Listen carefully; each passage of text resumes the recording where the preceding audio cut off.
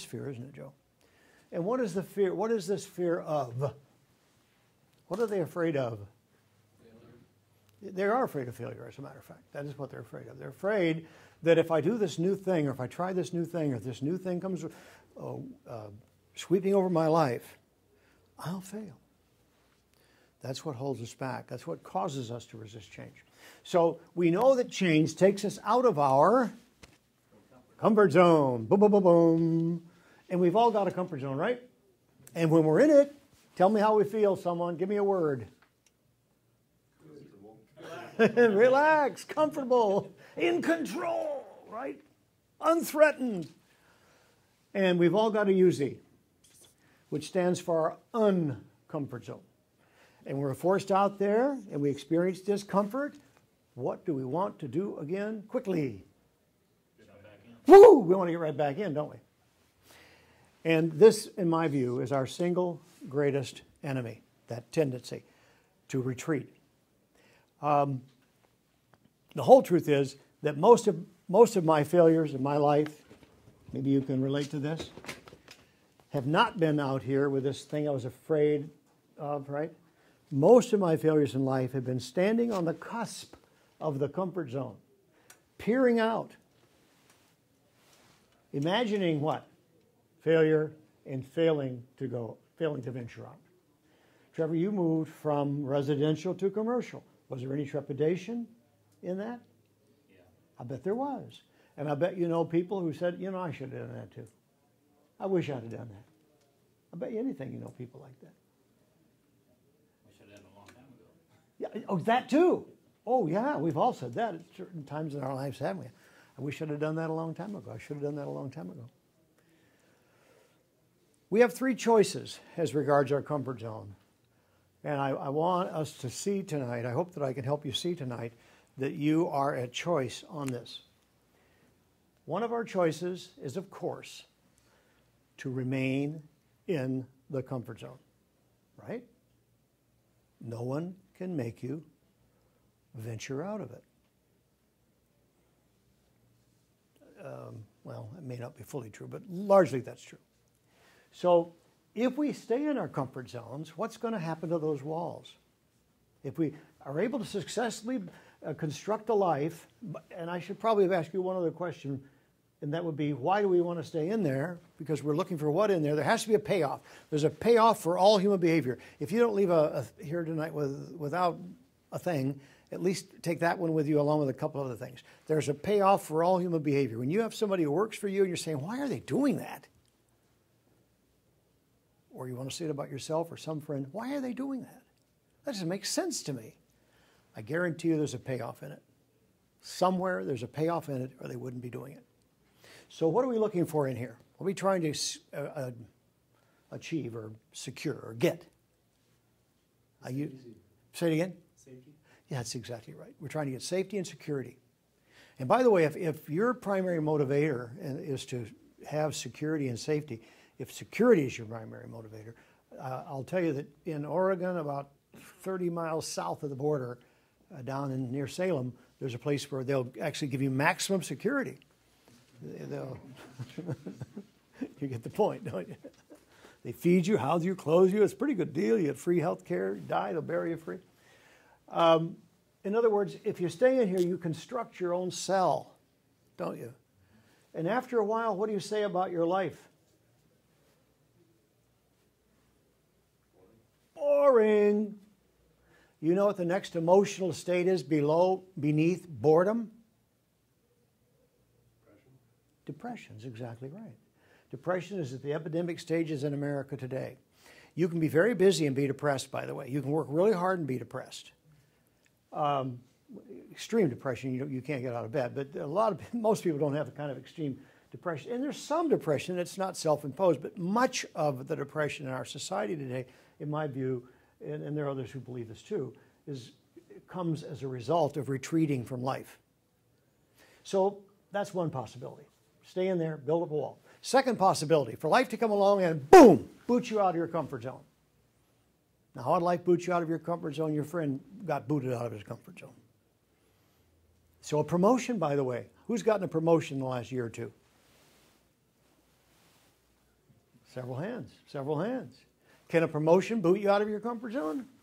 You know it. I know it can. I'm not going to take the time to tell you some of my own personal stories, but yeah, I know it can.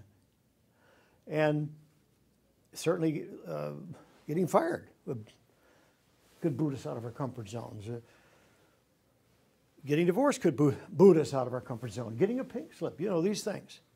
Now, if and when a person gets booted out of their comfort zone, they're out here now, not by choice, but by circumstance. Is that the worst thing that ever happened to them? We don't know the answer to that story, do we? We don't know enough to know the answer. In some cases, the answer would be yes. They spend the rest of their lives in victim state. And others pick up they pick themselves up and dust themselves off. They say, I want to take another look at this. And then a little while later, maybe it's a few weeks, a few months, or a few years, they say, you know, as I look back on it now, I realize it was the best thing that ever happened to me. But understand that they let circumstances drive this. They weren't volitional here. It's outer driven. So the second or the third possibility with regard to our comfort zone is to initiate our own growth, right? Is to step out of that comfort zone on our own, to venture out on our own, to engage in what I call the process of becoming. So that's a part of what we invite you to as a participant in the Leadership Lab. We invite you into the space of the process of becoming even more of what you're capable of as a person, in your role as a person, as a spouse, if you are one, as a parent, if you are one, in your role as in your organization. Now, I'm going to take the balance of our time exploring with you how you can make this happen. Because just putting it on the board and agreeing that it's useful or a good idea or something, it may take a little more than that. But before I do, I want to see if you have any questions or comments about what we've said so far.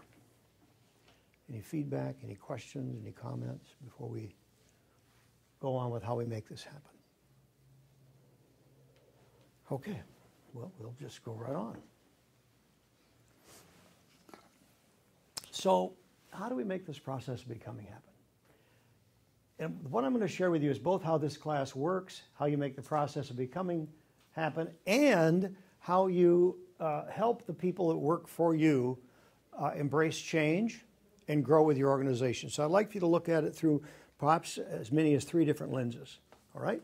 So number one, as a participant in this program or as a person who's confronted with change, which we all are, if we're going to get the most value out of this program, the most value out of that change, we must approach that with the right what? That starts with an A.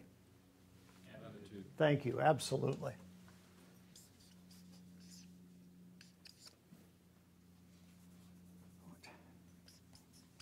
Did I get that right? All of a sudden, I'm not sure I can spell attitude tonight. We must approach it with the right attitude. Now, that's a cliche. And I really don't like cliches. So I want to, if we can, give this term some meaning. Thank you, Carl. So when I say right attitude, I mean where we say, and this is number one, it's the starting point, where we say, I, and you should have an N on your sheet there somewhere, right? Yeah, you do. Where we say, I something better than I am. Starts with an N. I need to be better in my role as a supervisor, in my role as a manager, in my role as an owner, in my role as whatever your role is. I need to be better. I need to be better in some important ways than I am right now. That's the starting point. You understand that's an attitude, right? It's an attitude. And if we say, you know, I'm pretty good. This may sound a little contrary to what I've already been saying. It's not. We can believe in ourselves and say I need to be better simultaneously. In fact, it's probably easier to say I need to be better if we believe in ourselves. So I need to be better in my role as in planning and organizing, in coaching and providing acknowledgement, in problems, whatever it is that you say, I need to be better. I asked Lisa, who you're going to meet in a few more minutes, who went through this training 19 years ago, where do you want to grow from going through this program a second time, 19 years later? And she told me. She said, well, you know, I really need to be better. I didn't prime the pump much, really. She kind of knew. So good for you. That's self-awareness, right? The next one, it's not enough to just say, I need it. We have to also say, I want it. I not only need to be better in my role as a supervisor, as a leader, as a manager, as an owner, as a foreman, as a superintendent, or whatever your role is, I want to be. And understand, this is an attitude. And then the next one is, and this is, it may seem that this is unnecessary to say, and I believe it's very important to say, I not only feel the need for being better in my role, I not only have a desire to be better in my role, I believe that I have ultimately the capacity, right, which would be I what? I can. I can. One of my favorite stories is a story of a guy that worked with me in Rockford, Illinois, which was where I ran a training business before we came to Oregon many, many years ago. And Stan Tonneson was not Stan Tonneson. I got Stan Tonneson in my mind. I can't find the other Stan's last name right now, but his first name was Stan anyway. He came into my office, and he was doing something he did a lot of at the time and was still in common practice. He was smoking a cigarette as he walked into my office. And another friend of ours was there. I didn't make this comment. The other friend did. And the other friend said, Stan, you ought to cut back on your smoking. And Stan said, if I quit smoking, I'd probably get hit by a truck. That's exactly what he said.